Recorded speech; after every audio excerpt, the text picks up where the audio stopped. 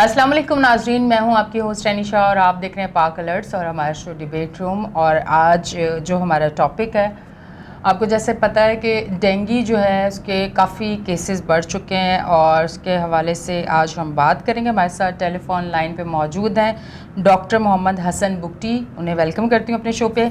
अस्सलाम वालेकुम। अस्सलाम वालेकुम डॉक्टर साहब, कैसे हैं आप? ठीक हैं जी, अल्हम्दुलिल्लाह बिल्कुल ठीक। अच्छा डॉक्टर साहब, डेंगू के बढ़ते हुए केसेस, जिस तरह से आप पिछले साल भी देखें डेंगू के इतने केसेस थे, अब भी, और अमवात भी हो रही हैं। अभी हमारी एक एंकर हैं, उनकी भी डेंगू से जो है डेथ हो चुकी है। क्या कहना चाहेंगे डेंगू के हवाले से? जी, बहुत शुक्रिया मैडम, आपने एक बहुत ही अहम मौजू को वो किया, हाईलाइट किया है। हर साल इसी मौसम में सितंबर, अक्टूबर, नवंबर में हमने अपनी प्रैक्टिस में देखा है कि डेंगू के केसेस जो है राइज होते हैं ना, तो बहुत जरूरी है कि आवाम की आगाही हो इस मामले में, ताकि वो इसकी पेचीदगियों से भी बच सके जी। और जैसा कि आपने बताया कि एक एंकर की डेथ भी हो चुकी है, तो बहुत जरूरी है इसकी आगाही।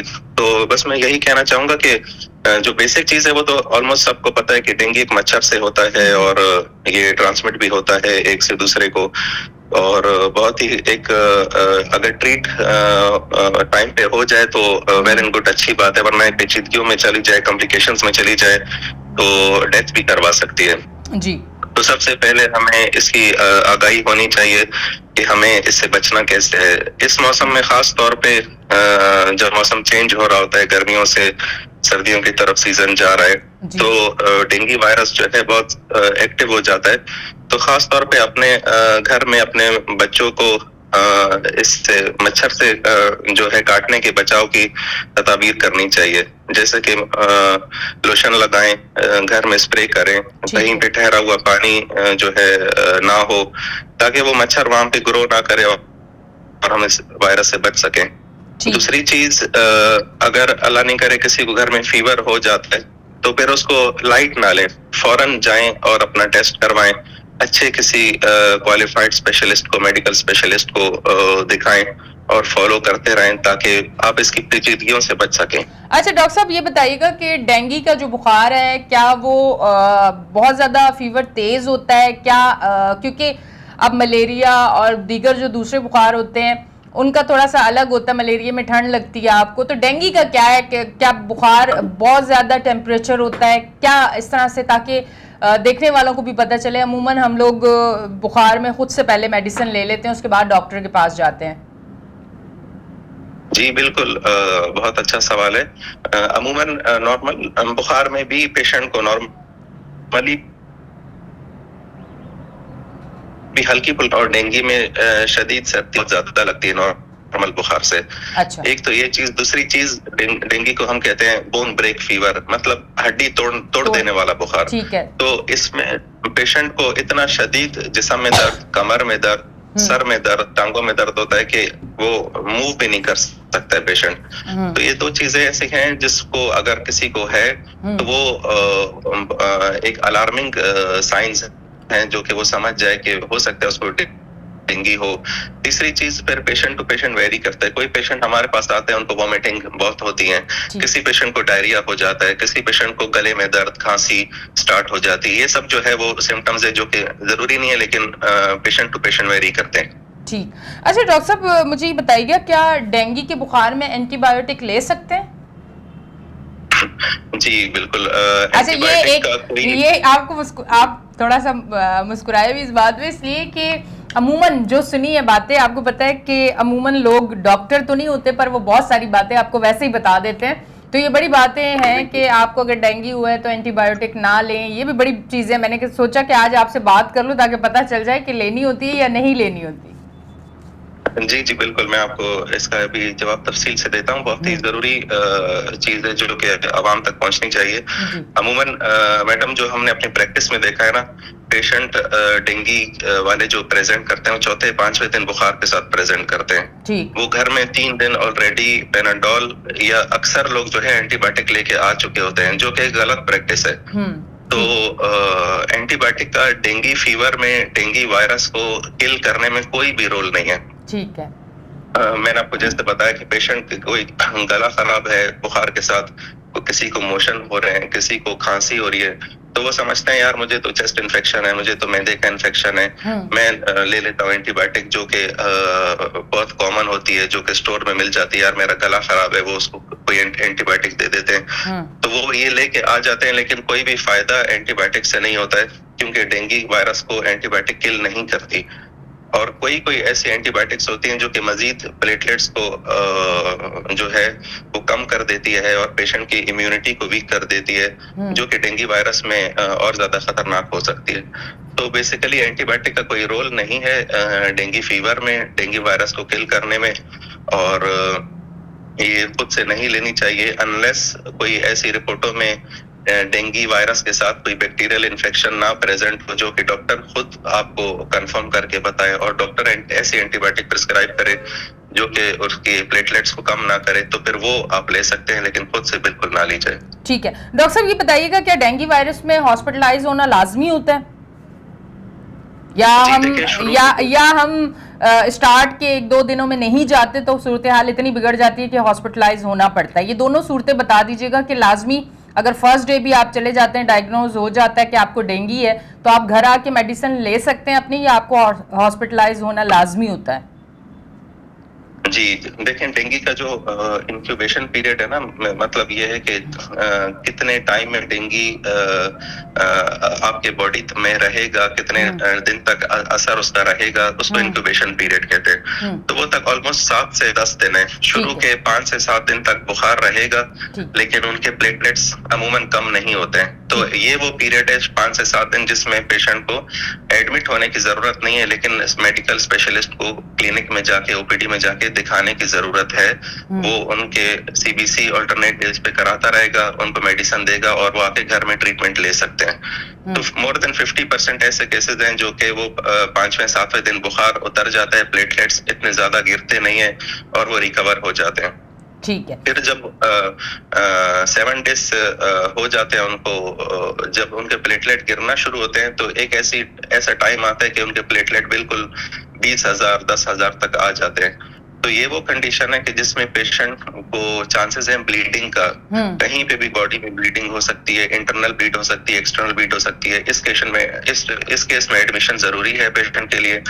दूसरी चीज डेंगू हेमरेजिक फीवर, अगर घर में उनको लग रहा है कि मुझे कहीं से ब्लीडिंग हो रही है, जबड़ों से, यूरिन में, स्टूल में, कान से, तो वो फौरन आए और हॉस्पिटलाइज हो जाए। ऐसे पेशेंट फिर घर में या खुद से ट्रीट ना करें कि ठीक हो जाएगा, ब्लीडिंग है, हल्की फुल्की है, कोई मसला नहीं है। या तीसरा, ऐसी केस के डॉक्टर को लग रहा है कि पेशेंट शॉक में जा रहा है। शॉक का मतलब है कि पेशेंट का बीपी कम हो रहा है, हार्ट रेट जो है बढ़ रही है और पेशेंट ड्राउजी हो रहा है, पेशेंट गुनूदगी में जा रहा है, तो पेशेंट शॉक में जा रहा है, ऐसे पेशेंट को हॉस्पिटलाइज होना जरूरी है। अच्छा डॉक्टर साहब, ये बताइएगा, आपने ब्लीडिंग की बात की, तो जब ब्लीडिंग हो जाती है, स्टार्ट हो जाती है, तो क्या उस टाइम चांसेस होते हैं रिकवरी के, या बहुत हद तक कम हो जाते हैं? जी देखें, ब्लीडिंग में 2 टाइप्स के होते हैं। एक माइनर ब्लीड है, जैसे कि मैंने आपको बताया, जबड़ों से खून आना, नाक से हल्का फुल्का खून आना, यूरिन में खून आना। तो ये ब्लीडिंग जो है, जब प्लेटलेट हमारे 20,000 से कम होते हैं तब चांसेस होते हैं कि ब्लीडिंग हो। उससे ज्यादा होते हैं तो ऐसे बहुत कम चांसेस होते हैं कि ब्लीडिंग हो। तो ये माइनर ब्लीड है, इसमें आपने ऑब्जर्व करना है पेशेंट को और प्लेटलेट्स अरेंज करके रख लेने, ट्रांसफ्यूज नहीं करना। अमूमन ये थोड़ी देर में ठीक हो जाते हैं। लेकिन अल्लाह नहीं करे अगर मेजर ब्लीड है, मिसाल के तौर पे दिमाग की नस जो है वो डैमेज हो चुकी है, अंदर से ब्लीडिंग बहुत हो चुकी है, टेस्ट के अंदर जो हमारे लंग्स के अंदर, फेफड़ों के अंदर वेसल्स हैं वो ब्लीड कर चुके हैं, पेशेंट को उल्टी में या खांसी में खून आ रहा है, और या तो पखाने में खून आ रहा है, हमारे आंतों के जो नसें हैं उसमें ब्लीडिंग हो रही है, तो पखाने में खून आ रहा है, तो ये मेजर ब्लीड है। ये ऐसी ब्लीडिंग है जो कि जानलेवा साबित हो सकती है। इसमें बिल्कुल आपने प्लेटलेट्स भी ट्रांसफ्यूज करने हैं, पेशेंट को आईसीयू में रखना है, स्ट्रिक्ट मॉनिटरिंग रखनी है पेशेंट की ब्लड प्रेशर की, तो ये सब चीजें, और रिपोर्टें हर 12-12 घंटे से होंगी प्लेटलेट्स की रिपोर्टें, तो इस चीज का देखना पड़ता है। ठीक है। अच्छा डॉक्टर साहब, हर साल इसी सिचुएशन को हम लोग देखते हैं और यही चीज़ें प्रैक्टिस कर रहे होते हैं। आप डॉक्टर हैं, आपको पता है कि इसी तरह केसेस आ रहे होते हैं और बहुत सारी डेथ भी इसकी वजह से होती हैं और अभी भी हुई हैं। तो आप क्या समझते हैं कि इसके लिए बेहतर इकदाम कोई हो सकते हैं या ट्रीटमेंट को चेंज करने की ज़रूरत है, या जिस तरह से पहले स्प्रे किए जाते थे वो अभी भी हुकूमत की जानिब से हो रहे हैं या होने चाहिए? किस तरह की चीज़ें आप समझते हैं कि होनी चाहिए ताकि केसेस कम हो जाएं? हर साल यही सिचुएशन जो है वो देखने को मिलती है। जी बिल्कुल मैडम, ये तो बहुत ही एक अलमिया है कि मैं खुद 2022 में डेंगू का आउटब्रेक आया, 23 में आया, 24 में चिकनगुनिया का आउटब्रेक आया, जो कि भी वो भी एक मच्छर से ट्रांसमिट होता है। अब 25 में दोबारा डेंगू का आया और अपनी प्रैक्टिस में हम देखते हैं कि इसी महीनों में सितंबर अक्टूबर में एक आउटब्रेक आता है। तो दोनों चीजें जरूरी है। इंडिविजुअल भी, हर बंदे को, हर फैमिली को अपने घर में भी इस चीज का ख्याल करना चाहिए कि वो स्प्रे करे, ठहरा हुआ पानी कहीं पे ना रुके, और ऐसे टाइम पे सनसेट और सनराइज वाले टाइम पे वो बाहर ना निकले कि जिसमें वो मच्छर एक्टिव होता है और काटने के चांसेस बढ़ते हैं। तो ये तो इंडिविजुअल और हर फैमिली की अपनी जिम्मेदारी है। फिर हुकूमती इकदाम ये बिल्कुल होने चाहिए, जहाँ पे हमारे रोड टूटे फूटे हैं वहाँ पे बारिश का पानी भी खड़ा हो जाए, तो जाहिर सी बात है ये एक हुकूमत की जिम्मेदारी है कि उसको ठीक किया जाए। वहीं पे से एक जरासीम का ग्रो होने का एक जरिया है वो भी, और हर मोहल्ले में, हर इलाके में स्प्रे किए जाएं। और स्प्रे ऐसा नहीं है कि आपने एक बार कर लिया तो बस महीनों महीनों उसका असर रहेगा, नहीं। आपने हर वीकली या तो अल्टरनेट डेज पे ऐसे इकदाम होने चाहिए कि वो केसेस कम हो, आप फॉलो करें उस इलाके में, घर टू घर जाके देखें कितने पेशेंट जो हैं फीवर के साथ हैं और हमें कितनी नीड है इस चीज को और ज्यादा बेहतर करने की। तो इस तरह मेरे ख्याल में चीज होने लगेगी और आवाम की आगाही, जैसे कि आपके प्रोग्राम के जरिए लोगों को पता चलेगा तो फिर और ज्यादा वो ख्याल करें इस चीज का और इस चीज को सीरियस ले। बुखार अगर 1-2 दिन तक ना टूट रहा हो तो जरूर अपने हॉस्पिटल में करीबी मेडिकल स्पेशलिस्ट को दिखाएं। ठीक है डॉक्टर साहब, देही इलाकों में डेंगू की सूरत-ए-हाल शहरी इलाकों के मुकाबले में कैसी है, उस पर क्या कहना चाहेंगे? मतलब जो देही इलाके और शहरी इलाके उनमें मतलब क्या सूरत-ए-हाल आप देही इलाकों में देखते हैं डेंगू के हवाले से? जी देखिए, शहरी इलाकों में एक तो बहुत ज्यादा पॉपुलेशन ज्यादा है, क्राउडेड एरिया में ये और ज्यादा हो जाता है। देही इलाकों में और भी बहुत सारी बीमारियां हैं, जैसे कि हेपेटाइटिस है, टाइफाइड है, और मलेरिया तो ऐसे इलाकों में पूरा साल रहता है। तो वो बेचारे इतनी फैसिलिटीज भी नहीं होते हैं कि वो इसको डायग्नोस भी कर पाए। अक्सर ऐसे मरीज होते हैं जो बुखार आता है, खुद से एंटी मलेरियल ले लेते हैं या किसी करीबी क्लिनिक जाते हैं, वो कोई ऐसा टेस्ट करते हैं जो कि रिलायबल नहीं होता है। वो कहते हैं मलेरिया है, टाइफाइड है, किसी को एंटीबायोटिक दे दी, किसी को एंटी मलेरियल दे दी। तो मैंने आपको जैसे बताया कि डेंगू का 5 से 7 दिन तक का दौरानिया है, अमूमन पेशेंट इसमें रिकवर हो जाते हैं। तो वो रिकवर हो जाते हैं, वो पेशेंट भी बेशक वो एंटीबायोटिक लें ना लें, बस पैराडोल लेते रहते हैं। लेकिन जो कॉम्प्लिकेटेड होते हैं तो फिर वहां पे भी कुछ खास खातिर उनकी केयर नहीं होती। जब तक वो आते हैं कराची में टर्शरी केयर हॉस्पिटल में, तब तक उनके प्लेटलेट्स 10,000 20,000 पे पहुंचे होते हैं, ब्लीडिंग हो रही होती है। फिर ऐसे मौसम में जब जहाँ पे हॉस्पिटल में बेड्स की भी अवेलेबिलिटी मुश्किल हो जाती है तो बेचारों को बहुत मुश्किल फेस करनी पड़ती है। तो वहाँ पे भी ये आगाही जरूरी है और बहुत एक अहम चीज है जो कि उनको पता होनी चाहिए। ठीक। अच्छा डॉक्टर साहब, मुझे बताइएगा कि केसेस जो आपके पास आते हैं उसमें आप क्या देखते हैं कि जो बच्चे हैं, कम उम्र बच्चे हो गए, बुजुर्ग हो गए, जवान हो गए, रिकवरी के चांसेस डेंगू अगर हो जाता है तो बच्चों में जल्दी होता है या बुजुर्गों में? हम अमूमन किसी भी बीमारी में ये ज़रूर कहते हैं कि ये बच्चा है तो ये जल्दी रिकवर कर जाएगा, ये कुछ बीमारियों में ये भी कहा जाता है कि ये एजेड है तो ये जल्दी रिकवर कर जाएगा। तो डेंगू के हवाले से आप इस पे क्या कहते हैं? कोई है ऐसी चीज़ इस हवाले से भी? हाँ, इस तरह का जो हमारे अपनी क्लिनिकल प्रैक्टिस में हमारी ऑब्जर्वेशन है ना, तो इस तरह के हमने डिफरेंस देखा नहीं है कि ये बूढ़ा है तो ये कॉम्प्लिकेटेड हो गया, इसकी जो है ब्लीडिंग रुक रही नहीं, और ये जवान है तो ये बेहतर हो गया। पेशेंट टू पेशेंट वेरी करता है। एक मैंने अपने पेशेंट ओपीडी में 70 साल से अबव भी जो पेशेंट है वो भी अल्हम्दुलिल्लाह 5 दिन में रिकवर हो गए। उनके प्लेटलेट्स कम हुए थे, 65,000 तक हुए, फिर बेहतर हो गए without any platelet transfusion, without any hospital admission. तो उसकी नीड रीजन यही था कि उसने माशाल्लाह अपनी पूरी लाइफ एक अच्छी हेल्दी लाइफ गुजारी, वॉक किया, अच्छी डाइट की, उसको शुगर नहीं था, उसको ब्लड प्रेशर नहीं था, उसकी इम्यूनिटी अच्छी थी। तो वो एक पेशेंट टू पेशेंट वेरी करता है, जिनकी इम्यूनिटी वीक है, बेशक वो यंग हो, तो वो ज्यादा अफेक्टेड हो जाते हैं और उनके प्लेटलेट ज्यादा ड्रॉप होते हैं, उनको एडमिशन की नीड पड़ सकती है। और अगर ओल्ड एज है, इम्यूनिटी अच्छी है, वो पेशेंट बेड बाउंड नहीं है, उनको डायबिटीज नहीं है, हाइपरटेंशन नहीं है, मल्टीपल मेडिकेशंस पे नहीं है, तो ऐसे पेशेंट भी बेशक वो एज ज्यादा हो लेकिन वो अच्छी रिकवरी शो करते हैं। ठीक है, आपकी बात से ये समझ आया कि इम्यूनिटी यानी कि आप अगर अच्छा लाइफ स्टाइल रखेंगे, जो कि मेरे हाल से मैं अगर कराची शहर की बात करूं तो एक अच्छा लाइफ स्टाइल तो हम कराची वालों का बहुत कम लोगों का मैं समझती हूँ है। ना हम हेल्दी फूड खाते हैं, ना टाइम पे हम खाना खाते हैं, ना हम रात की नींद लेते हैं, ना बाकी एक्टिविटीज़ हेल्दी एक्टिविटीज़ करते हैं। तो फिर मेरे हाल से डेंगू की वजह से अमवात का एक आध रीज़न अगर मैं समझूं तो ये भी है। क्या कहेंगे इस पे? बिल्कुल, देखिए जैसे डेंगू का जो वायरस है ना, वो बॉडी में जब आता है तो उसके मुकाबले में आपके अपने बॉडी के जो आर्मी है, बॉडी के सेल्स हैं, वो उनसे लड़ते हैं। तो अगर वो हेल्दी होंगे तो वो वायरस से अच्छी तरह लड़ सकेंगे, वायरस को किल कर सकेंगे। कोई भी दुनिया में डेंगू के लिए मेडिसिन नहीं है कि जो डेंगू वायरस को किल कर सके, सिवाय इसके कि अपनी बॉडी की इम्यूनिटी उससे लड़े और उसको खत्म करे। तो जितनी अच्छी इम्यूनिटी होगी, जितना आपका हेल्दी लाइफस्टाइल होगा, जितना अच्छा आपका डाइट होगा और स्ट्रेस फ्री लाइफ होगी, एक्सरसाइज होगा आपकी लाइफ में, तो आपकी इम्यूनिटी बेहतर होगी, कुव्वत मुदाफियत बेहतर होगी, तो आप डेंगू से रिकवर जल्दी कर सकेंगे।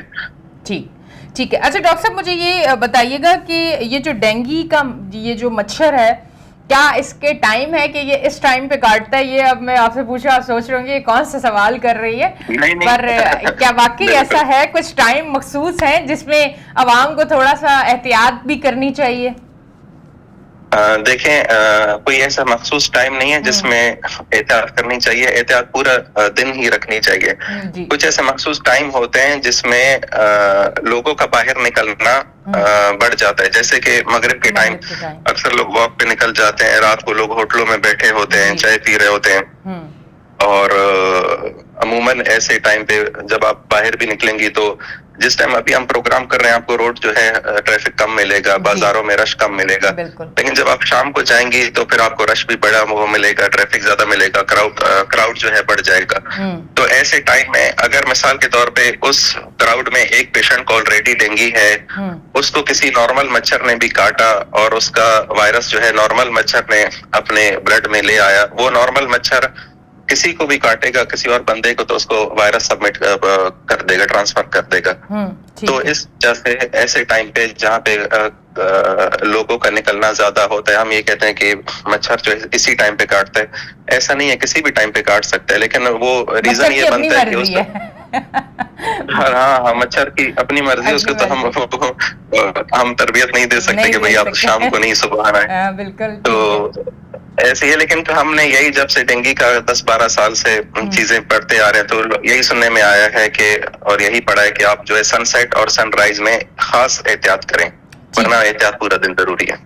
ठीक है। अच्छा डॉक्टर साहब, अब ये बताइएगा कि जैसे और मच्छर हैं, उन वो जितने जल्दी तेजी से बढ़ते हैं, क्या डेंगू का मच्छर भी इतनी तेजी से बढ़ता है? देखिए, डेंगू का जो एडीज इजिप्टी इसकी स्पीशी है, इजिप्शियन मॉस्किटो भी कहते हैं, और तो ये इतनी ही तेजी से बढ़ता है, लेकिन इसके स्पेसिफिक ये सीजन होता है जब ये आपका मौसम चेंज हो रहा होता है ना, तो इस ड्यूरेशन में इनकी जो है ग्रोथ ज्यादा होती है।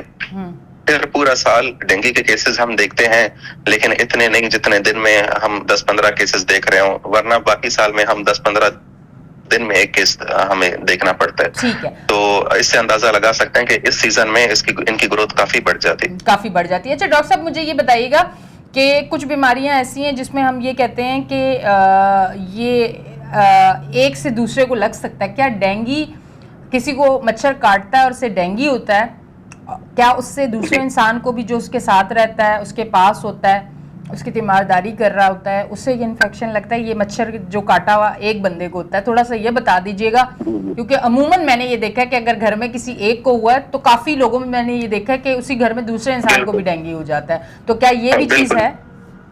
बिल्कुल, पूरी पूरी फैमिलीज को हो जाता है।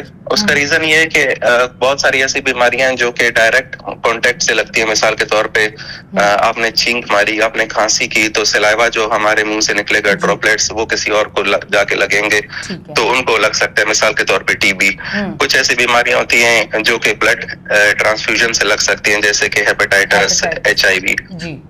कुछ ऐसी बीमारियां होती हैं जो body to body, skin to skin से ट्रांसमिट हो सकती हैं, जैसे कि स्केबीज। लेकिन डेंगू में ये चीजें जो है पेशेंट टू पेशेंट डायरेक्ट नहीं लग सकता। हाँ, इसकी एक रीजन सिर्फ ये है कि जिसमें पूरी पूरी फैमिलीज इफेक्ट होती हैं। अगर एक पेशेंट को डेंगू हो गया, उसको किसी नॉर्मल मच्छर ने भी काटा, उस नॉर्मल मच्छर ने उस डेंगू का वायरस डेंगू वाले पेशेंट से अपने बॉडी में सबमिट कर दिया, ट्रांसफर कर दिया। अब वो मच्छर पूरे फिजा में घूम रहे, वो पूरे घर में घूम रहे, वो किसी दूसरे बंदे को काटेगा जो बंदा नॉर्मल है, और उस बंदे के ब्लड में डेंगू वायरस ट्रांसफर कर देगा। ठीक है डॉक्टर साहब, बहुत जी सिर्फ यही रीजन है कि पूरी की पूरी फैमिलीज, पूरे मोहल्ले, पूरे इलाके अफेक्ट होते हैं। तो इससे बचने के लिए जिस पेशेंट को डेंगू है वो आइसोलेट रहे, नेट में रहे। उसको ये नहीं हो कि मुझे मच्छर ने काट लिया, मैं तो बस अभी दूसरा मच्छर मुझे क्या कर सकता है। उस नॉर्मल मच्छर भी उसको काट के बहुत सारे मरीजों को, नॉर्मल बंदों को मरीज बना सकता है। ठीक है डॉक्टर साहब, लास्ट में देखने वालों को, आवाम को डेंगू के हवाले से क्या कहना चाहेंगे, और हुकूमत जो हमारी है उनको क्या कहना चाहेंगे कि किस तरह के इकदाम होने चाहिए, कौन सी ऐसी चीजें होनी चाहिए जिससे ये डेंगू के मर्ज से काफी हद तक कमी आ सकती है? जी बिल्कुल, देखिए हुकूमती तौर पे सबसे पहले जितने भी गवर्नमेंट हॉस्पिटल्स हैं उसमें डेंगू वार्ड कायम होना चाहिए। खास तौर पे इन सीजन में जब डेंगू की आउटब्रेक हो, डेंगू वार्ड कायम होना चाहिए। बेड्स की तादाद जो है उसमें ज्यादा होनी चाहिए, और डॉक्टर जो हॉस्पिटल्स में है वो ऐसे पेशेंट को एडमिट करें जिनको नीड है। ऐसा नहीं है कि जिनको नीड नहीं है वो एडमिट हो रहे हैं, बाद में जिनको नीड है वो सफर करें। तो ये चीज तो ये, बाकी हुकूमती इक़दाम में ये भी शामिल है कि हेल्थ अवेयरनेस सेशन होनी चाहिए। हर ऐसा नहीं है कि हेल्थ अवेयरनेस सिर्फ हॉस्पिटल तक महदूद रहे या मीडिया तक महदूद रहे। आपको अपने इलाके में, अपने मोहल्ले में हर बंदे की जिम्मेदारी है, जिसको जितना पता है वो अगले को पहुंचाए। और हुकूमत भी हेल्थ अवेयरनेस सेशंस करें, मीडिया के थ्रू भी करे, और प्रेस कॉन्फ्रेंसेस के थ्रू भी करे, और आवाम को आगाही पहुंचाए। दूसरी चीज आपने क्या पूछी थी कि हमें कैसे बचना चाहिए आवाम के लिए? जी, आवाम के लिए यही है कि वो जो है इस चीज को सीरियस ले, इस चीज को हल्का ना लें कि मुझे बुखार है, एक दिन हो गया, 2 दिन हो गया, वो घर में बैठे हैं। अमूमन जो है वो 5-5, 6-6 दिन तक भी फीवर के साथ हमें व्हाट्सएप आते रहते हैं, मैसेजेस आते रहते हैं कि बुखार आ गए, चक्कर आ गया, कमर में दर्द है, भाई आप जाए डेंगू का टेस्ट करा लें। नहीं, वो तो ये ना पॉजिटिव आ जाए, तो पॉजिटिव आएगा तो हमें पता चलेगा ना, हमें आपको क्या इलाज करना है, तभी इलाज होगा। जी, तो वो 10 दिन तक पड़े रहते हैं। जब उनकी असरात जो है खत्म हो जाते हैं, फिर वो कहते हैं अब हम बेहतर फील कर रहे हैं। लेकिन वो आपने कितने लोगों को डेंगू वायरस पहुंचा दिया और कितने लोगों को बीमारी का बायस बने, वो तो फिर आपको पता नहीं है ना। जी, तो जरूर आप अपना टेस्ट करवाएं और आइसोलेट हो जाए अगर डेंगू आता है। और ऐसे लोगों से जो पहले से इम्यूनिटी जिनकी कम है, खास तौर पे उनसे तो आइसोलेशन बहुत जरूरी है। ठीक है डॉक्टर साहब, बहुत बहुत शुक्रिया, आपने अपना कीमती टाइम दिया, डेंगू के हवाले से अवेयरनेस दी आवाम को भी, और हुकूमती सतह पे भी आपने मैसेज दिया। देखने वालों को यही कहना चाहेंगे कि डेंगू जो है वो इस टाइम तेज़ी से फैल रहा है, अमवात भी हो रही हैं। आप डेंगू से बचना चाहते हैं तो अपने घरों में पानी, गंदे पानी से, साफ़ पानी कहीं भी स्टोर, साफ़ पानी भी ना करें।